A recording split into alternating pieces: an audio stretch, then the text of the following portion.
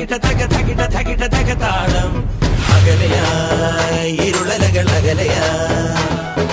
വരികയായി കതിരൊളികൾ അരികിലായി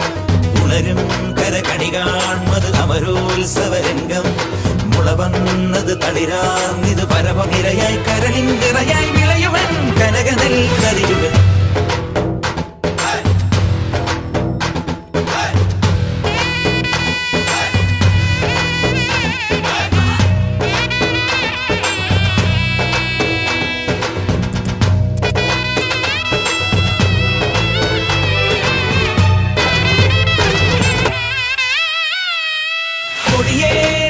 നെഞ്ചകമോ മുടിയേറ്റിയൻ ഭാവുകം